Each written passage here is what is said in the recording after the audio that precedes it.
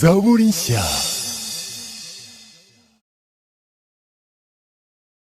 Nagira ngo usuze mugenzi wawe mwegeranye umubwire ngo ese ufite inyota y'ububyutse. Mumbarize niba afite inyota y'ububyutse. Hallelujah. Mushobora kwicara, Imana ibahe umugisha. Heart cry for revival. Cyangwa se heart cry for youth revival.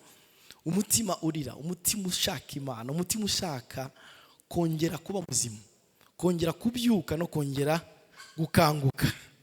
Imana ibahe umugisha abantu bo muri team ya New Generation for Revival. Sibyo niko nabivuze neza? Ariko urumva ko kazina atari keza karakijijwe kabisa. A new generation not for money, a new generation not for smartphone, a new generation not for ravafo. Sibyo se? Kuko hari new generation nayo for scholarship zo muri America. Kandi nabyo rwose nta kibazo kubona scholarship ni byiza. Ariko new generation for what? For revival. Imana ibahe umugisha. Deni inkuru nziza, Imana iguhe umugisha ndetse n'abantu bose mufatanya. Thank you very much. Ndetse n'abandi bose mwateguye iyi event. Rwose ndabashimira. Mu Rwanda hari abavuga butumwa benshi. Mwashobora guhamagara, mwakoze no kubw'ikizere. Ndashimana kubwa abakozi b'Imana bari hano imbere. Ndabona amavuta ari hano, na amavuta menshi cyane. Mbega amavuta, mbega anointing. Ni umunezero mwinshi. Ndagira ngo uyu mwanya mufungure amatwi yanyu, mwumve icyo umwuka abwira amatorero. Ni kenshi abantu bahura n'Imana ariko ntibayimenye. Bibiliya ivuga ngo yaje mube ngo ariko abe ntibamwemera. Ngo ariko bamwemeye bose ngo yabahaye ubushobozi bwo kugira DNA nk'iy'Imana, yabahaye ubushobozi bwo kwitwa abana b'Imana. Hallelujah. Ko mutansubiza hallelujah. Bitangiye kuza. Hallelujah. Amen. Ndagira ngo tuganire namwe minota mikeya. Murabizi abantu bose bari hano imbere baraza kuvuga benshi muri bo, kandi rwose nanjye mfite inyota. Nazanye ahantu nandika kugira ngo nze gufata note. Nazanye naho ndi codinga kugira ngo nze kuri codinga, kugira ngo nyuma ya hano nze kugenda mere nk'abibero ya Bibiliya ivuga ngo bo bari beza kurusha b'Itesalonike, ngo bamaraga kumva inyigisho z'intumwa ngo barangiza bakagenda bakazisubiramo, bakazigenzuza ibyanditswe byera kugira ngo babone ibyo bashyira mu bikorwa. Ndifuza yuko uva hano hantu ufite ibintu bitatu, bine, bitanu ugiye gushyira mu bikorwa kugira ngo nawe ubone ububyutse mu buzima bwawe cyangwa se mu itorero ryawe cyangwa mu muryango wawe. Sivuga ngo amen. Mfite texte nyinshi nifuza gusoma, nahoze nekereza iyihe nsoma, ariko niyo nazisoma zose nta kibazo. Hari ikibazo? Hari ubwo si ijambo ry'Imana ritumbisha se? Ntacyo ritwaye rwose. Niyo warirya ugasoma texte nyinshi ntacyo bitwaye. Mumbwire ngo amen. Ndisome zose cyangwa mpite mu nkeyi. Mfite texte by'ukuri nyinshi numvishe zishobora kunzamo kugira ngo mvuge kuri iyi teme. Yarambwiye dini nkoze kuvuga kuri youth and revival, cyangwa se urubyiruko hamwe n'ububyutse. Sinzi no twabyita ububyutse, ikanguro, biterwa naho wakuriye, uko wabyita byose, ariko ububyutse. Ariko reka duhere mu gitabo cy'ibyakozwe n'intumwa igice cya 5. Reka dusome mu gitabo cy'ibyakozwe n'intumwa cyangwa se ibyakozwe n'umwuka wera akoresheje intumwa. Ibyakozwe n'intumwa igice cya 5 ku murongo wa 14. Bibiliya iravuga ngo nyamara abizeye umwami Yesu, abande abizeye ngo bakomezaga kubongererwaho abantu benshi b'abagabo n'abagore, ngo byatumaga bazana abarwayi mu nzira bakabashyira ku mariri no mu ngobyi kugira ngo Petero nahanyura nibura ngo igicucu cye kigere kuri bamwe. Bibiliya ivuga ngo hateraniraga benshi bavuye no mu midugudu ihereranye n'i Yerusalemu, ngo bazanye abababazwa n'abadayimoni bose, Bibiliya ivuga ngo bagakizwa. Reka nongere nsome iyindi texte yindi cyangwa se umurongo wanditse. Ngiye gusoma iyindi 200 gusa, wenda iyindi ndaza kwivuga muri iki gitabo cya Yohana, ubutumwa bwiza bwanditswe n'umwigishwa Yesu yakundaga, Yohana igice cya 14. Yohana igice cya 14. Yohana igice cya 14. Bibiliya iravuga ku murongo wa 12. Yohana 14 ku murongo wa 12. Bibiliya iravuga ngo I assure you, the one who believes in me will also do the works that I do, and he will do even greater works than this because I'm going to the Father. Bibiliya iravuga ngo nukuri. Arongera bicaho akarongo ngo ndababwira yuko unyizera imirimo nkora ngo nawe azayikora ndetse azakora niyiruta kuko njya kwa data. Reka nsome iyindi text imwe nanone yanditse mu gitabo cya Psalm Zaburi ya 45. Zaburi ya 45. Nizere ko ibyanditswe byinshi bitabarambira. Si byose twasoma ibyakozwe n'intumwa, dusoma muri Yohana, reka dusome no muri Zaburi. Hari n'ahandi numva nashobora gusoma ariko ntacyo, byose ni ijambo ry'Imana. Zaburi ya 45 ni zaburi ubundi y'umuntu usengera ububyutse, umujene wasengeraga ububyutse. Bibiliya iravuga ku murongo, abamwe bitewe na version ufite, abafite birezi icyongereza ndetse ni Faransa wenda ni ku murongo wa 8. Nibyo? Ariko mu Kinyarwanda ni ku murongo wa 7. Ahandi ni ku murongo wa 6. Ahandi ni ku murongo wa 6. Abafite birezi itari Kinyarwanda ni ku murongo wa 6. Bibiliya iravuga ngo ese n'umuntu yabazaga ikibazo, ntuzagaruka ubwawe wowe wenyine ngo utuzure, ngo kugira ngo ubwoko bwawe bukwishimire. Mu cyongereza ukuntu bavuga ngo will you not revive us again. Ntuzagaruka ubwawe ngo utuzure, ngo kugira ngo ubwoko bwawe bukwishimire. Ububyutse umuntu ashobora kubusobanura avuga ngo nukongera kugira ubuzima wari waratakaje. Kubyuka ubusanzwe no gusohoka mu bitotsi. Ijambo mu Gifaransa baryita réveiller, no kuva mu bitotsi. Ni umuntu wari usinziriye ariko akakanguka. Ariko mu Cyongereza revive, kongera kuba muzima, revivre, kongera kuba waratakaje ubuzima ukongera ukagira ubuzima. Uyu mwanditsi wa Zaburi nawe ntekereza yuko yari afite umutima uhuye n'abantu baduhamagaye uyu munsi mu giterane. Yari afite umutima uvuga ngo man, will you not revive us again? Ntago uzagaruka ubwawe man ngo tuzure. Yari afite a heart cry, yari afite umutima utakira Imana kugira ngo Imana imubyutse. Kandi ububyutse abantu benshi barabwitiranya. Ububyutse reka mbabwire icyo atari cyo.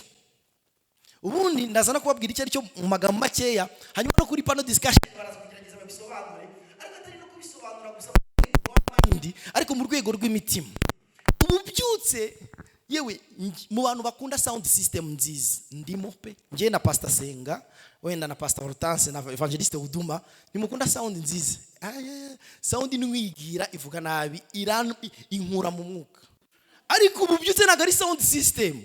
Ububyutse nagari sound system nziza. Kuko ba Petero babwije ubutumwa bwiza kuri Pentecote agakizwa abantu 3,000. Sinekeza ko bari bafite mixer y'amapista 16. Oya, sinekeza yuko bari bafite microphone sans fil. Ariko babwirije ubutumwa bwiza bafite microphone yo mwijuru, wifi yo mwijuru, iconnecta n'imitima y'abantu bari baraho ngaho. Barangije abantu bonyine baza kwibariza ngo tubigenze dute, tugire dute. Paul arababwira ngo nimukizwe, nimwihane, muhindukire iminsi yo guhembuka ibone kwiza iturutse ku mwami Imana. Ububyutse rero ntago ari amatara yaka cyane, ntago ari ibirungo dushyira kenshi muri za sound system. Ububyutse yewe sino gusimbuka cyane, kuko muri Primus Guma barasimbuka. Vrai ou faux? Ububyutse rimwe na rimwe si ibintu twitiranya. Ububyutse ntago ari korali yambaye neza, kandi korali ya Zafu ya Kimironko they are smart, muzabarebe ukuntu bambara. Ariko ntago ari byo bigaragaza ububyutse. Ntago ari byo bigaragaza ububyutse. Ububyutse si ubwishi bw'insengero. Haleluya. Ariko ububyutse ni umutima, ni Imana isatura ijuru. Ni Imana iza ikimvedinga, ikagera mu buzima bwanyu, mu mibereho yanyu, mu gikoni cy'iwanyu, ikagera mu bijumba by'iwanyu, ikagera mu minervari z'abana, ikagera mu mibanire y'umugabo n'umugore, ikagera mu mibanire y'abana n'ababyeyi. Imana igahindura ubuzima bwa community ihereye ku mutima w'umuntu. Kandi umutima w'umuntu biragoye ko wakizwa, ariko Imana yayo ucakiye ikawuhindura. Haba hari ibyiringiro by'ububyutse. Muvuge ngo amen. Haleluya. Ndagira ngo rero uyu mwanya mu minota mikeya mfite babwira ibintu bitatu by'umujene uririra ububyutse. Umujene, a young person cyangwa se umukobwa w'inkumi ufite a heart cry for revival, n'ibiki bimuranga?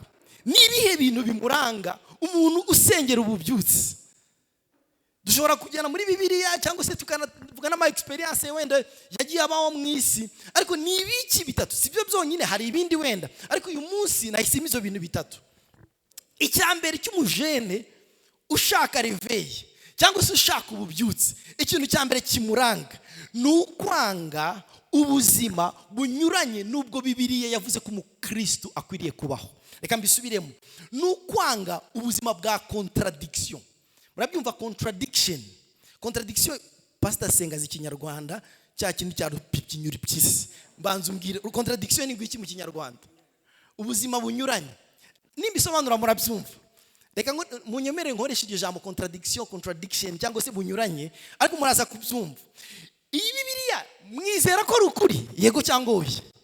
Reka ndebe abantu, ibiganza by'abantu bizera ko Bibiliya ari ukuri. Nibyo, for sure murabyizera. Now, iyo Bibiliya ivuga ibitangaza nk'ibi ngibi by'aba Petero, Bibiliya ivuga ngo Petero igicucu cye ngo cyaratambukaga, ngo abantu bakazana abarwayi, ngo barangiza bagashyira, nta muntu urwaye uri hano kugira ngo ndimo ndashaka igicucu cyanjye kugira ngo ndebe ukuntu igicucu cyanjye cyamuhagurutse. Uko umusetse nawe sinizeye Kristo nka Petero, ariko mushobora kumuzana akahava yarembye kurusha uko mwamuzanye. Kubera iki? Kubera ubuzima bwa contradiction. Twizera ko Bibiliya ingiye Bibiliya ari ukuri, ariko hari igihe tujya tuyisoma tukareba ubuzima bw'amatorero yacu, tukareba ubuzima tubayeho, tugasanga turi indembe, tugasanga by'ukuri wagira ngo ni za mite zo kuvuga ngo Ruganzu Ndori yakandagiye ahantu ngo ibirenge by'ibirishushanyo, ukagira ngo ni mite z'imigani y'abakecuru, ariko nyamara Bibiliya ari ukuri. Ariko umujene uzazana ububyutse ni umuntu uzasenga Imana akavuga ngo turarambiwe ubuzima bwa contradiction, turarambiwe kuvuga ibintu tutabona mu buzima bwacu, turarambiwe kuvuga imirimo. Bibiliya yavuze ngo imirimo mwakoze mwebwe mwizeye Yesu Kristo, niko Yesu yavuze. Aravuga ngo muzayikora, ngo murekore nirenzeho, ariko sinzi ko turageza n'ikijana cy'imirimo Yesu yakoze. Iyo ni contradiction uyu munsi ba mu itorero ry'Imana. Ariko umujene uzazana ububyutse ni umuntu uzavuga ngo enough is enough, ngiye gusenga Bibiliya ihinduke lifestyle, ihinduke ubuzima bwanjye bwa buri munsi. Haleluya, muvuge ngo amen. Iyo ni kriteri ya mbere, ni ukwanga contradiction. Nukurambirwa ibintu bisa nkaho amaterano atangira guti, haba intercession, umuyobozi wa gahunda akaza, korali karirimba, bagamagara umuvuga butumwa, abantu bagahoberana bagataha. Ariko ibyo ngibyo ntibishobora kugira ibyo Satani bikanga, n'Imana ntibiyempressiona. Kubera iki? Kubera ko nta buzima bw'Imana bwatembye mu iteraniro. Imana idutabare, Imana isuka umwuka wayo mu materaniro yacu, twongere kubona Bibiliya ihinduka ubuzima. Avuga ngo amen. Muzi iyo usoma Bibiliya ugasoma iki gitabo cy'ibyakozwe n'intumwa uratangara. Barakubwira ngo Petero in all the people, Petero umurobyi unuka indagara, Petero ntago yize, ntago yasomaga Bibiliya y'Icyongereza ngo asome NIV, asome na King James version, narangiza yikompare na Louis Sego y'Igifaransa na Français Courant, narangiza asome n'Ikinyarwanda, narangiza kuremo revelation. Oya, ntago yari afite ibyo ngibyo. Wapi? Yari afite iki? Umwuka wera. Nta kashi yari afite. Iseni. Umunsi umwe ngo yagiye gusenga ari kumwe na Yohana. Bibiliya iravuga ngo umuntu arabasabiriza, avuga ngo mwafunguriye. Ngo Petero ngo aramutumbera avuga ngo izahabu n'ifeza ntazo twibitseho, ntazo dufite, ariko icyo dufite nicyo ukeneye kurusha izahabu n'ifeza. Icyo dufite turakiguha. Bibiliya iravuga ngo mu izina rya Yesu ngo haguruka, ngo amufata ukuboko aramuhagurutsa, ngo tugomba bari turakomera. Mwumve uyu munsi tuba mu itorero rifite izahabu n'ifeza, ridafite umva, rifite izahabu n'ifeza Petero atarafite, ariko icyo Petero yari afite twaragitakaje. Rero ubuzima bwa contradiction. Ariko musoma yihe Bibiliya? Ngiye hari igihe nsoma Bibiliya bakavuga ngo bazanaga za mushwari, ngo bakazana udutambaro, ngo bagakoza kuri Paulo. Dewe kumukozaho gusa, ariko nta mushwari mwazanye ngo mumuzeho. Ariko kubera kimutinya. Iyo abari Paulo uri hano mwakwirukanga mukabikora, kuko mwese mufite abarwayi bazajya mu Buhindi, sibyo? Mwese mufite abarwayi mukeneye ko bakira. Ubuzima rero bwa contradiction tubwange mu izina rya Yesu. Iyi Bibiliya ni ukuri, iyi Bibiliya ni ubuzima. Ibyabayeho ntago ari mite zitabaho, oya ni ukuri. Niba dushaka kuzana ububyutse, ni ukwanga ubuzima bwa contradiction, ni ukwanga ubuzima ibyo Bibiliya ivuga. Ntago ari byo tubona mu buzima bwacu, kandi tugakomeza tukagenda nkaho nta cyabaye. Mwabajene mwe mutangire mu byange mu izina rya Yesu, muvuge ngo turabyanze. Iyi Mana y'ukuri itarahindutse, uyu Yesu bavuga ngo uko yari arejo niko ari uyu munsi, niko zahora. Ndamukeneye, ndamushaka. Uyu Yesu watobaga kondo agahumura impumyi, uyu Yesu wazuye Lazaro 4 days after, ibihaha byarapfuye, ibifu byarumye, impyiko zarashize. Uyu Yesu wamuhamagaye akava mu rupfu. Mwumve, ntago ari mu mwuka gusa, yari yapfuye mu buryo fiziki, sibyo? Yari yapfuye burundu. Now abateoloji bazakubwira ngo buriya kirana igitangaza cyashaka kuvuga ko Yesu Kristo ashobora kuzura abantu mu mwuka, mwabazuye no mu mubiri. Ko yavuze ngo imirimo nakoze muzakora imeze gute? Irenzeho. None kumbabwira ngo muzane za mushwari mu nkoze wo mugatinya, nukubera iki? Nanjye ndi umunyantege nkeya, nanjye mbaho muri contradiction. Kereke gihe cy'ububyutse nikingeraho, nanjye nkatabarwa nkuko turimo turabisengera. Ahari ibyo bitangaza twabibona mu buzima bwacu. Tubayeho mu matorero yuzuyemo contradiction. Ndababwiza ukuri, ndabizi neza. Ewe reka no kuyavuga amatorero kubera nyine, ariko naye tubayeho mu matorero yuzuyemo contradiction. Turavuga ngo twuzuye umwuka wera. Bene data, umwuka we Petero umunsi umwe preaching imwe atateguye, urumva byaramutunguye tu, ari mu cyumba cy'amasengesho, umwuka wera aramanuka, yumva abantu bavuga ngo aba bantu basinze. Aravuga ngo reka mbasubize, ntago twasinze, ubu ni saa 3 za mu gitondo. Atangira kuvuga gusa, mu kuvuga abantu 3000 personnes, abangahe 3000 barakizwa. Uyu munsi ngiye maze imyaka 9 n'umupasiteri, sindabwiza abantu 3000 bakirizwe muri service imwe, kandi mvuga ko nuzi umwuka wera nk'uwo Petero yari yuzuye. Murumva tutabaye muri contradiction. Now Pastor Senga yarababwirije abantu 3000 bakizwa muri service imwe. Kabisa ufite amavuta, kabisa Imana igumugisha, ukomereza aho ngaho. Ariko mwumva icyo ndimo ndavuga, mureke twange ubuzima bwa contradiction. Deni uvuga ngo no, ndabwanze kabisa. Ubuzima Bibiliya ivuga uburyo tukwiriye kubaho, ariko twarangiza ntitububeho. Tubyange mu izina rya Yesu Kristo. Niyo nyota ya mbere.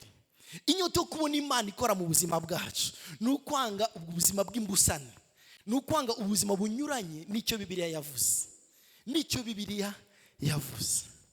Bahamagaraga, ewe sinabivuga byose reka ndekera. Bahamagaraga Petero bakamwereka ngo dore imyenda ya Tabita, ntiyapfa. Petero akavuga kuko ntiyapfa, akamuzura ako kanya.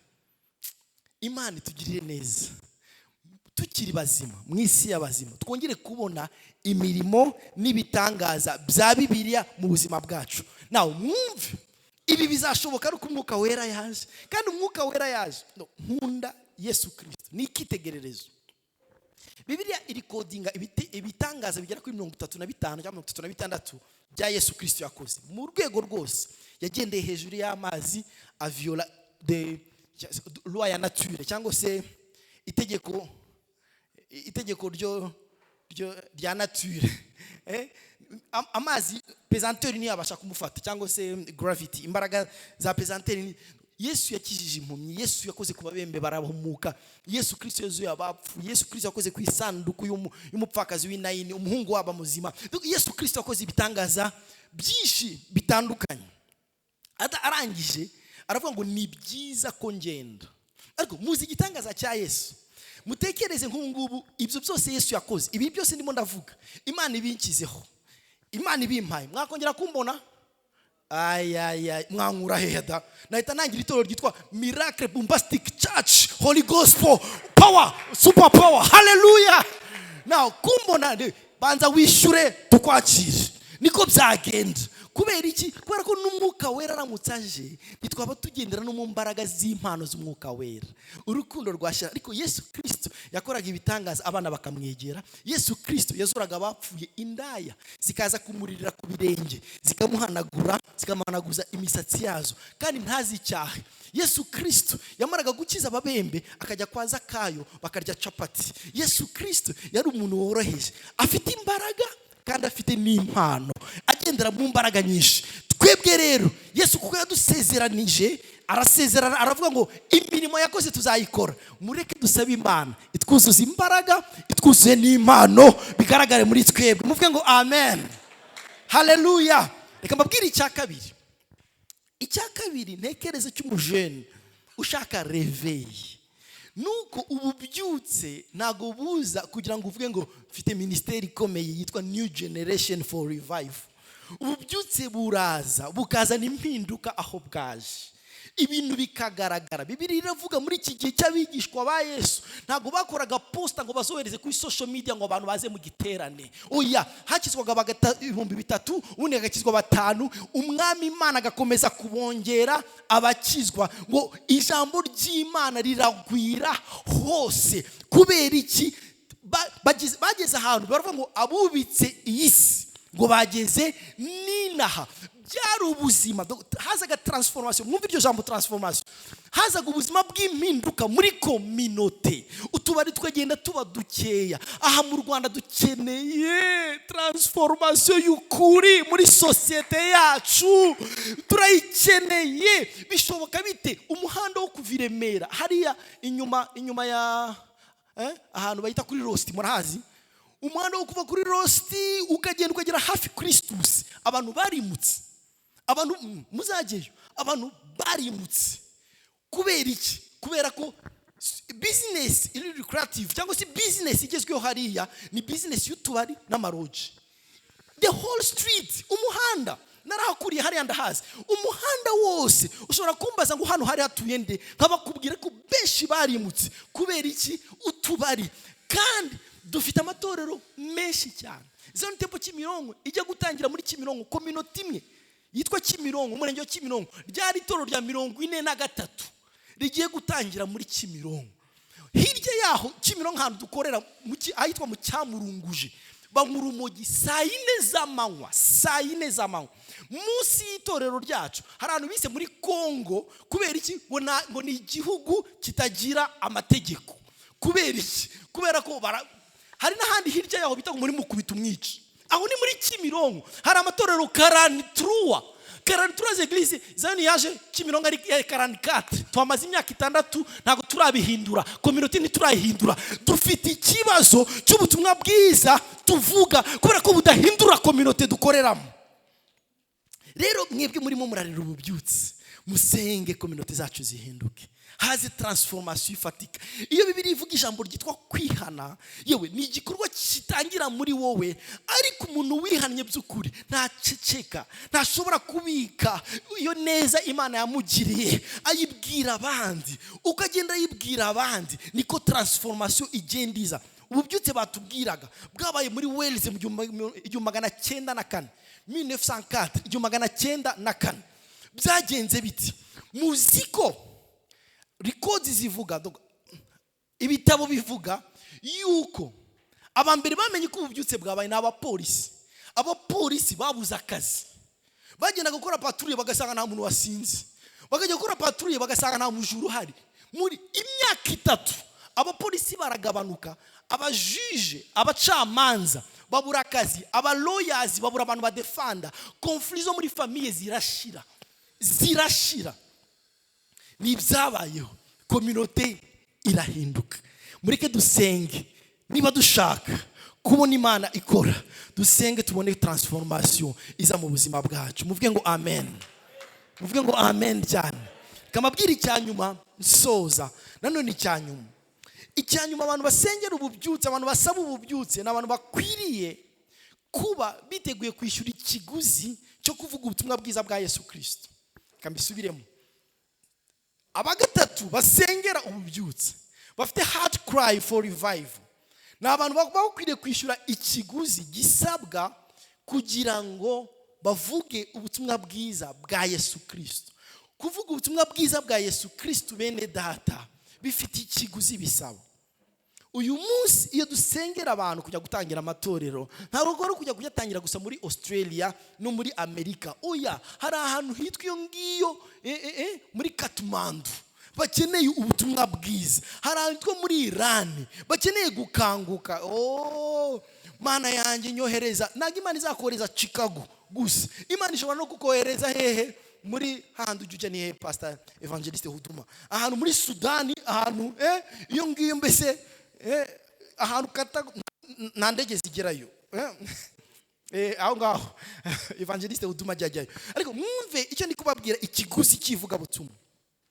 Ni bangaye baherutse kubyuka muri twibature saa 9, isaha yawe yo kubyuka ikaba yageze. Muzamura ibiganza, isaha yanyu yo gusenga 3h du mat. Ntabwo muri kwiyerekana, ndimo ndashaka abantu bishyura ikiguzi cy'ububyutse 3h du mat. Okay, none tuvuge hano turi mu rusengero, twarwise urusengero. Ni bangahe bajya bageza 3h du mat bareba 24h chrono kabisa 3h zikagera. Reka tuzamune mu mitima yacu. Na mwumve icyo ndi kubabwira, ikiguzi cyo kuvuga ubutumwa bwiza. Umukozi w'Imana itemwanyaje yarantangaje nkoraho. Umukozi w'Imana yitwa Billy Graham yitabye Imana hashize imyaka mikeya ishize. Yakoreye Imana imyaka 60. Yabwirije abantu barenga miliyoni 20 barakizwa. Bavuga yuko ari we wabaye ngo le plus grand évangéliste. Yabaye mu évangéliste wa mbere mu kinyejana cya 20. Yabaye advisor w'aba president 11 ba Amerika. 11 yari advisor wabo. Imana yaramukoresheje mu bintu bitangaje. Umunsi umwe mu mwaka w'1940 yari umunyeshuri i London. Yari umunyeshuri London ari kwiga ishuri rya Bibiliya. Hanyuma professeur wabo umunsi umwe arabatembereza mu London kugira ngo abereke amateka y'abantu bakoreye Imana.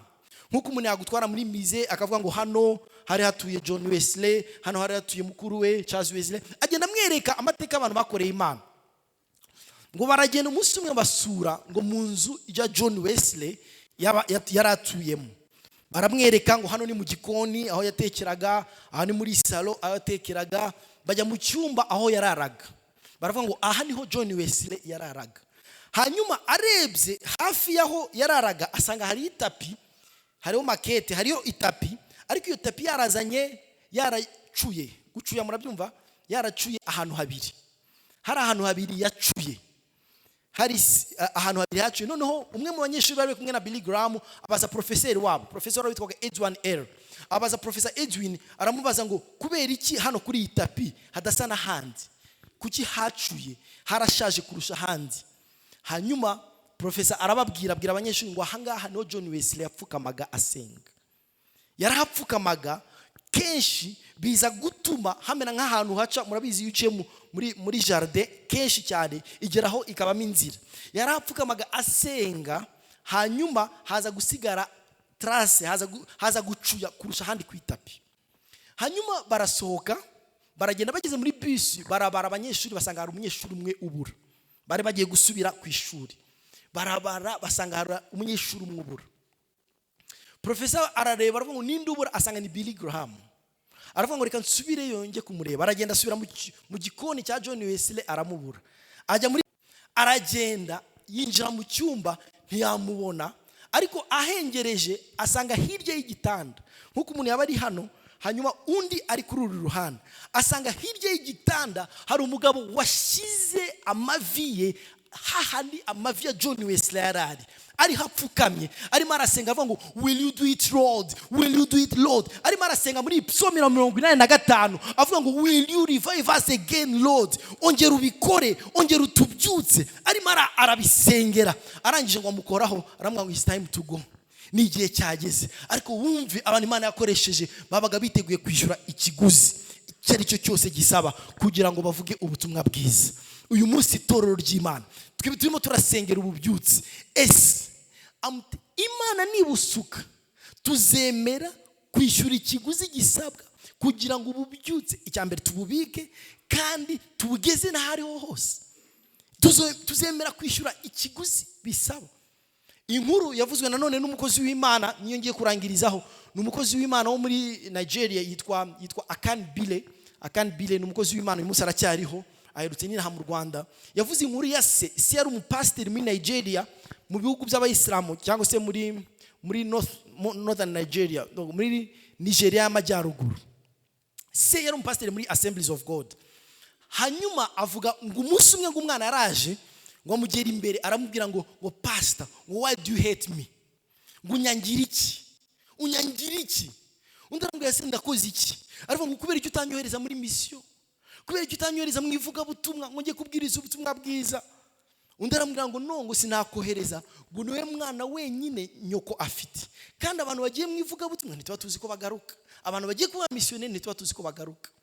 Hanyuma umwana ararira cyane, aravuga ngo uranyanga ntiwumva, aravuga ngo ninjye mwana wenyine mama afite, ariko nanywaga urumogi nkajya kwiba, kandi polisi yashobora kuhandasira, ariko icyo gihe ntacyo byari bitwaye. Aravuga ngo niba narakoze sacrifice nyinshi gutyo nkorera Satani, kubera icyo ntakora sacrifice nkajya kuvuga ubutumwa bwiza.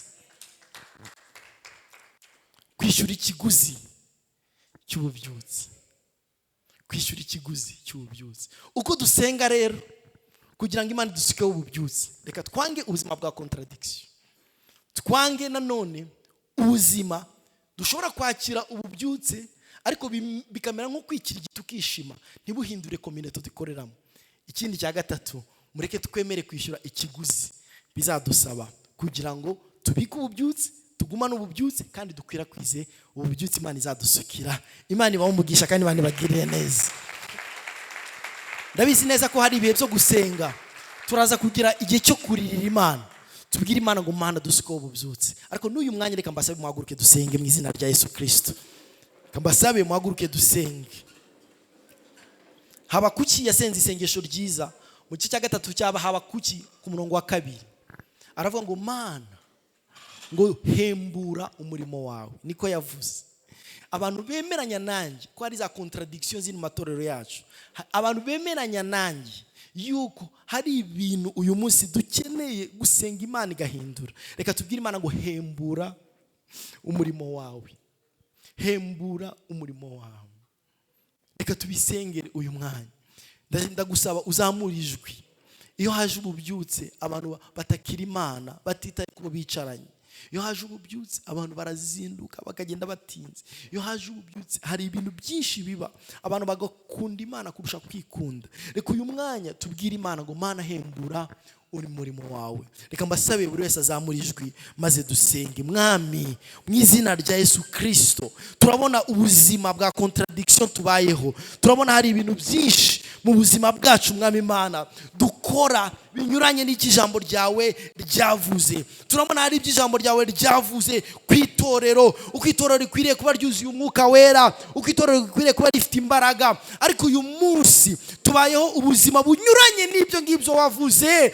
Hembura, will you not revive us again? Hembura umurimo wawe Mwami, hembura umurimo wawe, hembura umurimo wawe. Niko dusabye, wongere Mwami ukoresha ibiganza byacu, wongere ukoreshe Mwami Imana akanwa kacu, wongere ukoreshe Uwiteka Nyiringabo abo turi bo bose nibyo dutunze, udusukire umwuka wera, uhembura itorero ryawe in this time. Mu bihe nk'ibi ngibi Mwami, hembura umurimo wawe. Urubyiruko rwacu uruhagurutse mu mbaraga, kuko wasezeranye ngo uzabasukira umwuka wera. Turasabye kugira ngo duhembure Mwami, abacuranga nibacuranga, abadayimoni bagende mu izina rya Yesu.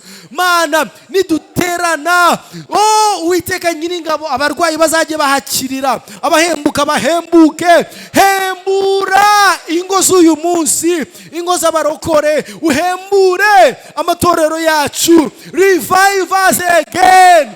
Turasenga ngo uyu mwanditsi wa Zaburi wavuze ngo Mwami, will you not revive us again? Duhembure Mwami. N'ikifuzo cy'imitima yacu, nicyo cyaduteranirije hano, nicyo cyatumye abantu organize ibihe nk'ibi ngibi, no kugira ngo duhembuke Mwami, turivivinge. Turabigusabye Mwami, revive us again. Turabisabye Mwami, kandi turategereje kuzabikora, maze ugahabwa icyubahiro mu izina rya Yesu Kristo. amen. Imana ibahe umugisha. Thank you.